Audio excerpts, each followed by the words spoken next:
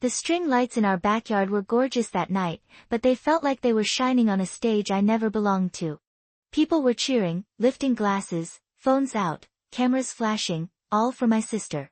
Not one person seemed to notice I had just turned 18 too.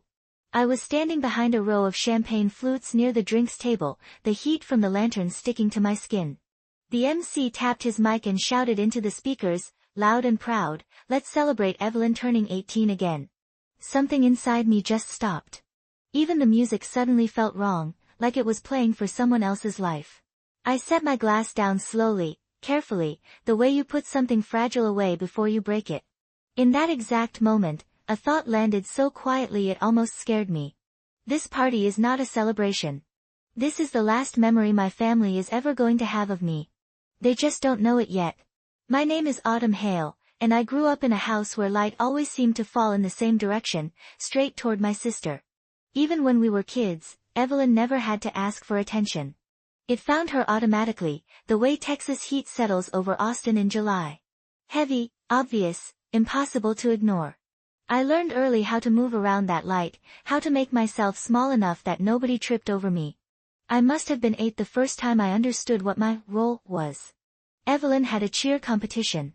Mom spent the entire morning curling her hair, spraying glitter on her cheeks, pinning a massive bow that brushed her shoulders every time she moved. I stood in the doorway with my own brush in my hand, waiting for someone to look up and say, "Hey, Autumn, come here, let me fix yours too." Nobody did. Dad glanced over just long enough to say, "Sweetie, be helpful," grab her water bottle, then turned back to Evelyn like she was made of glass and sunshine. So I grabbed the water bottle. And that was the pattern for years. Evelyn performed. I carried her bag. Evelyn talked. I listened. Evelyn won. I clapped. At family dinners, relatives would pull her into long, glowing conversations about her future, her beauty, her potential. When they turned to me, their questions were thinner, almost like filler between scenes. "How's school?" "Still drawing." By the time I opened my mouth, their attention was already drifting back to her. I felt less like a daughter and more like background noise. But the moment that never left me happened when I was 15. I had spent weeks making a scrapbook for Evelyn's birthday. Sketches, little watercolor corners, ticket stubs, photos, hand-drawn captions. I worked on it every night under my tiny desk lamp, my back aching, my eyes burning, but my heart so full. I wrapped it in brown paper, tied it with twine, and for once, I actually felt proud. Not loud proud. Quiet proud. She opened it in front of our parents. Flipped 2 pages. Stopped. "It's cute," she said, and then, without even really looking, she glanced at the tablet Mom had just handed her. "But I mean, Mom bought me something real this year." She set the scrapbook aside. The spine bent when it hit the table. Something inside me bent with it. Later that night, sitting on my bedroom floor, I pulled the scrapbook out of my closet. I tore out one page, a sketch of a room I imagined I'd design someday. Tall windows. Soft light. A single chair facing the sunrise. I stared at that page for a long time. I wondered if anything I made would ever matter to them. The rest of the scrapbook went into the back of my closet. That one page went into my sketchbook. It's still there. As we got older, the imbalance didn't fade, it sharpened. Evelyn got a car at 16. I got to help her pick the paint color. She had friends over. I brought snacks. Relatives came to visit. They asked about her prom dress and her GPA. I got, "You still like art?" while they checked their phones. Mom used to say, "You're so independent, Autumn. You don't need much. You're the easy one." It sounded like praise until I understood what it really meant. You're the one we can overlook without consequences. Dad once told me, with this patient sigh, "You're steady. Evelyn's fragile. She needs us more." Funny how fragile never stopped her from stepping on every single person in her way. By 17, I could read the house like a map. The loud rooms belonged to them. The quiet corners belonged to me. So I stopped asking for rides, for help, for attention. Silence became my safest habit. But underneath that quiet, some small part of me still waited. Waited for someone to look at me the way they always looked at her. Waited for a moment where I didn't feel like a guest in my own family. Waited to be seen without having to bleed for it. That hope finally died the night I turned 18. The heat that night wasn't just the summer air. It was the feeling of being out of place in the one yard I grew up in. String lights draped across the patio, reflecting off the pool. Gold light on laughing faces that never turned my way. I stood near the edge of the crowd, hands still sticky from arranging the last set of candles on the tables. Mom had handed me a lighter earlier and said, "Make sure everything looks perfect before guests arrive." She didn't say happy birthday. The MC tapped the microphone. The sound rattled through the glass in my hand. People turned. Conversations paused. "Let's give a huge cheer," he shouted, "for Evelyn, celebrating her 18th again." The crowd exploded. I didn't. For a moment, everything blurred. The lanterns. The noise. Evelyn stepping forward in a white dress she bought just for that night, basking in it. My eyes landed on the cake. 3 tiers, marbled frosting, her name written across the top in gold. My name wasn't anywhere. I felt Mom's hand on my arm. Soft, but firm enough to keep me rooted in place. "Don't step up," she whispered. "It'll confuse people." Confuse people. At my own 18th birthday. I looked at Dad. He didn't meet my eyes. He was clapping too loudly, the way people clap when they are terrified to admit something is wrong. Evelyn made a wish. Cameras flashed. Guests chanted her name. Someone beside me said, "This is so her night. It's perfect." And right there, in the middle of the cheering, a simple truth finally landed. This wasn't my celebration accidentally hijacked. It was my birthday intentionally reassigned. My throat tightened, but my breathing stayed calm. I did what I always did. I went quiet. I lifted my glass halfway, like I was joining the toast, then set it down before it even touched my lips. Nobody noticed. A drop of wax slipped from one of the candles and hit the tablecloth. I watched it harden, pale and final. Then I turned. I walked past the laughter, past the music, through the back door, across the driveway, out toward the street. Barefoot on the warm pavement, dress brushing my knees. I didn't look back. Not once. I didn't run. I just kept moving until the music behind me faded to a distant hum, swallowed by the heavy stillness of the neighborhood. The pavement still held the day's heat under my feet. The air had cooled just enough to sting my arms. I didn't know exactly where I was going. I only knew one thing. I couldn't stay. On the main road, a bus approached, its headlights cutting through the dark like a quiet invitation. When the doors opened, the driver glanced at my dress, at my bare feet, then back at the road. He didn't ask. I was grateful for that. The door folded shut behind me with a soft hiss. That sound felt like a line being drawn across my life. I took a seat near the back. The engine hummed low and steady. For the first time that night, nobody was telling me to smile, to stand aside, to be helpful. Just the sound of tires on asphalt and the faint flicker of streetlights sliding across the windows. Somewhere between Austin and the next town, I reached into my purse and pulled out my sketchbook. The cover was worn smooth from years of use. Corners bent. Edges frayed. My fingers found the mark where that old scrapbook page used to be, the one I had torn out the night Evelyn dismissed it. The imprint was still there. I flipped to a blank page and set my pencil down. Lines began to appear almost on their own. Tall windows. Open light. A single chair turned toward the sunrise. I didn't know it yet, but that was the first draft of the life I was about to build. The bus carried me north through the night. Each hour felt like peeling off another layer of my old life. Dad's silence. Mom's control. Evelyn's shadow stretching across every room. By the time the first gray hint of dawn touched the sky and the outline of New York rose in the distance, something inside me finally settled. Not peace. Not yet. Resolve. Queens was all I could afford. A narrow room. With peeling paint, a window facing a brick wall, and a radiator that clanked whenever it felt like it. I paid the deposit with the $600 I had saved from a summer internship nobody at home even knew about. When the door closed behind me, the silence echoed through the tiny space. Not empty. Open. I set my sketchbook on the windowsill, leaned my forehead against the cool glass, and took a breath that did not belong to anybody else's expectations. The room was small. But for the first time in my entire life, it felt like something did. It felt mine. Queens didn't welcome me with comfort. It welcomed me with reality. My room was barely big enough for a twin mattress and a thrifted desk. The radiator hissed like it was judging me. The single window stared straight at a brick wall, a shade of tired red that never changed no matter the weather. But it was mine. My morning started before sunrise. I worked the opening shift at a small cafe on Roosevelt. Steam from the espresso machine fogged my glasses every time I leaned in. I wiped tables until my wrists ached and memorized the regulars not because I had to, but because it made the place feel less lonely. At night, I watched online architecture classes on my cracked laptop, scribbling notes so fast my pencil tips kept snapping. I built digital models until 2 or 3 in the morning, absorbing every rule, every line, every trick of light like oxygen. Nobody in that city knew who I was. Nobody expected anything from me. And that anonymity felt like a gift. One morning, while wiping down the counter, I realized I'd unconsciously sketched the corner of the cafe onto a napkin.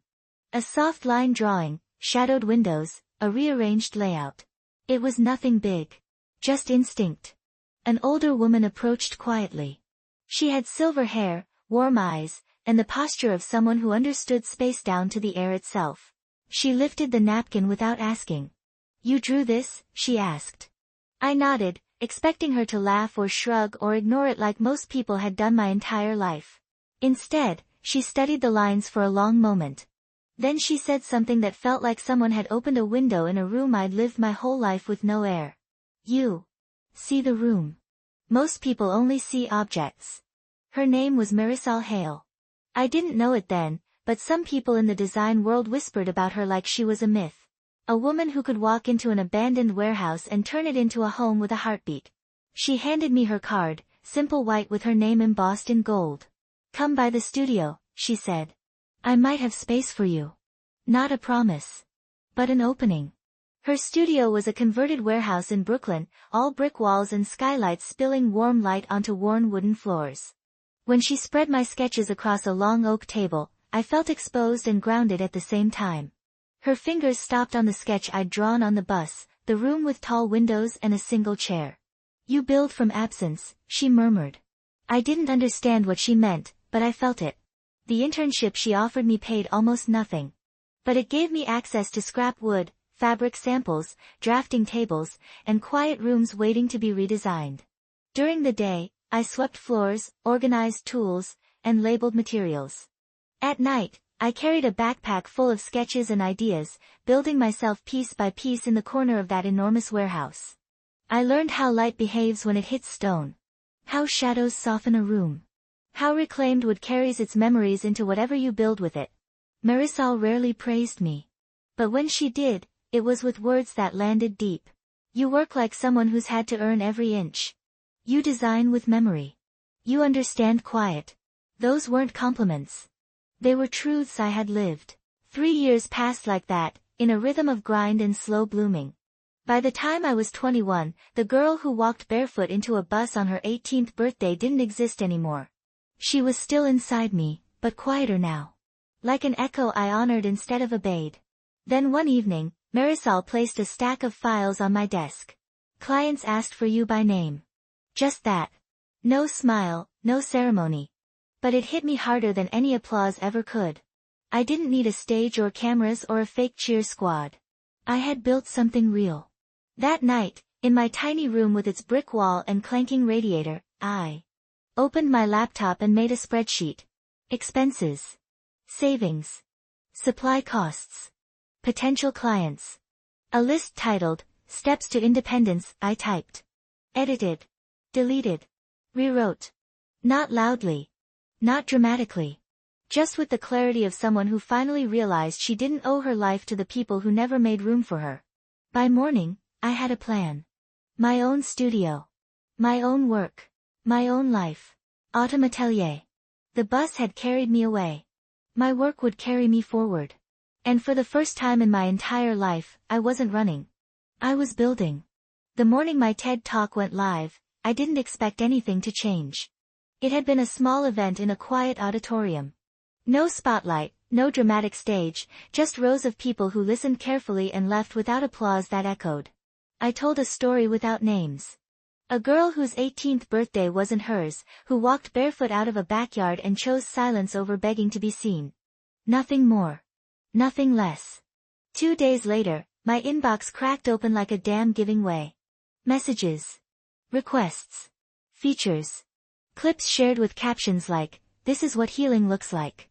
This girl rebuilt herself from the ground up." The video hit 1 million views before I'd even processed the first wave. I didn't respond. I didn't celebrate. I just kept moving through my routine. Morning, studio drafts. Afternoon, client calls.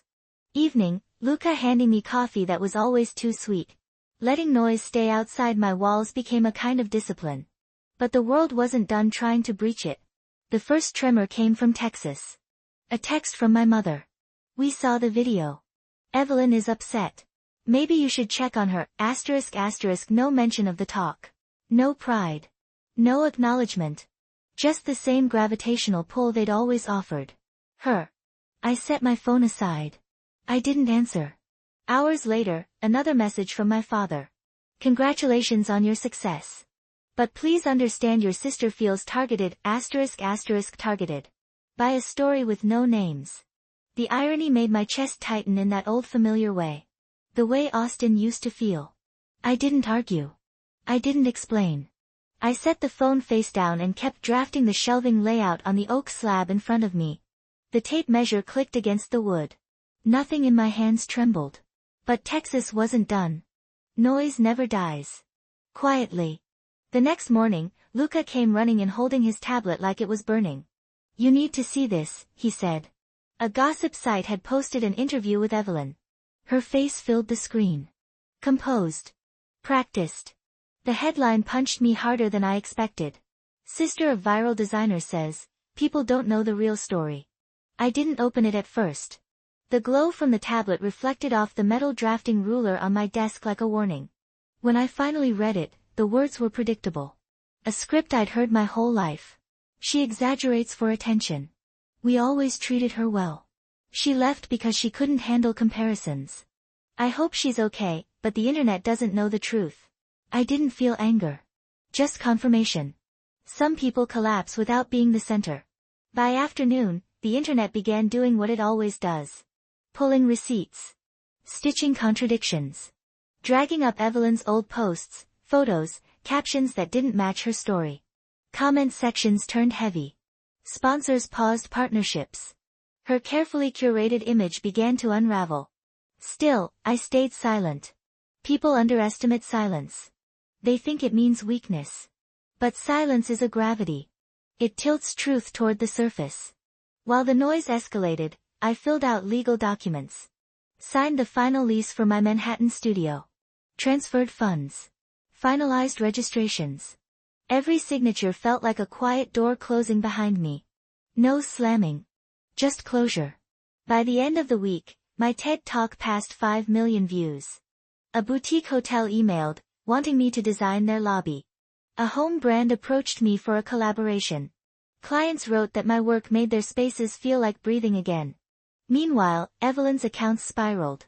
Comments disabled. Posts deleted. Brand deals on pause.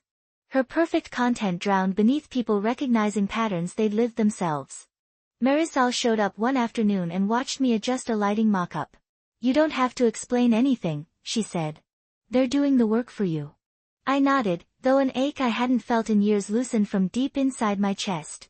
Not pain. Not guilt. Just the last thread pulling free. Later, as I lined books across the studio shelves, my phone buzzed with an email. The sender made me stare for a long moment before opening it. "Evelyn, one sentence. I didn't know it would hurt this much to be unseen." I read it twice. 3 times. It wasn't an apology. Not ownership. Not remorse. Just the first honest thing she'd said in years. I didn't reply. Some endings aren't meant to be softened. New York held silence differently than Texas. Not heavy. Not punishing. Just present, like a room that finally stopped demanding applause. Most nights, I stayed late at the studio. The dim pendant lights hung low over unfinished models and stacks of reclaimed wood. The city outside pulsed in soft intervals, distant sirens, the hum of traffic, a gust of wind slipping past the windows. It all blended into a rhythm that didn't ask anything from me. I found myself sitting by the olive tree more often. Its leaves brushed the skylight when the breeze shifted, catching the last gold of the evening. 3 years ago, in a tiny room in Queens, I could barely keep a cactus alive. Now I had a tree. A living thing growing taller than my reach. Sometimes I sat on the floor with my back against the cool brick wall, sketchbook open on my lap, pencil moving in quiet strokes. Not drafting a client layout. Not working toward a deadline. Just letting space become shape. Windows, light, corners, chairs. The rooms I wished I'd grown up in. The ones I was learning to build for myself. Austin drifted further away in my mind. Not erased. Just distant. An outline. A place I could look at without feeling pulled back. Even Evelyn's email faded into background static. Unread again. Unanswered. Not hatred. Just, unnecessary. There were no more texts from my parents either. No questions. No attempts to clarify. No guilt sentences dressed as concern. Their silence once felt like erasure. Now it felt like room to breathe. One evening, I finished setting up the final piece for my exhibition. A cube of glass, glowing softly from within. Inside, a single chair and one bare white wall. Not meant to impress. Meant to feel like the first clean moment after a storm. I turned off the gallery lights until only that cube remained, casting a quiet pool of gold across the concrete floor. It reminded me of that night in Austin. Lanterns. Lights. Crowds cheering for someone else. But this time the light was mine. Walking back into my loft later, I paused by the window. City lights flickered against the glass, merging with the reflection of my own space. Behind me. My shelves, my olive tree, my sketches pinned along brick walls. My home built entirely from silence and resilience. I exhaled slowly, the cool air brushing my lips as if the room were breathing with me. For the first time in my life, I didn't wonder who might be watching. I didn't wonder if I'd been enough. I was enough company on my own. Some people rebuild their lives by shouting their pain into the world. I rebuilt mine by turning on the lights in a room no one ever thought I'd own. Silence didn't break me. It shaped me. It shaped the walls, the floor, the doorway I finally walked through without fear. And standing there, looking out at the city breathing below my windows, I understood something simple and final. You don't need to go back to the place that erased you, to prove you exist. You can build forward. And I did. The night after the exhibition opened, I stayed in the studio long after the guests left. People had wandered through the space touching walls, stepping closer to the light installations, whispering to each other about the feeling my work gave them. They said words like healing, memory, rebirth. No one knew the rooms were echoes of a girl who once stood barefoot on a hot Austin sidewalk with nothing but a sketchbook and a bus ticket. As I locked the studio door behind me, the city air felt different, like it wasn't something I had to brace against anymore. Manhattan was loud, but the loudness didn't swallow me. It lifted me. On the walk home, my phone buzzed. A voicemail. No caller ID. I almost ignored it. Almost. But something made me press play. A voice crackled through. Soft. Shaken. Autumn, it's Mom. I stopped in the middle of the sidewalk. A taxi honked somewhere far behind me. I saw the exhibition online, she said, breath trembling. Your father and I, we didn't realize, a pause. A long one. We didn't realize how much we missed. Or how much we took for granted. Another shaky inhale. And Evelyn, she's struggling. The attention, the interviews, everything, it's falling apart. She keeps saying she never wanted it to go this far. I closed my eyes for a moment. Not from pain, not from yearning, just to feel the weight of the words settle. Mom exhaled. Again, smaller this time. I don't know what I'm asking for. Maybe nothing. Maybe I just wanted you to hear my voice. A soft click. The message ended. I didn't replay it. I didn't delete it. I just slipped the phone back in my coat pocket and kept walking. Because for the first time in my life, their chaos wasn't my responsibility. Their storms weren't mine to calm. Their version of love wasn't the one I had to survive on.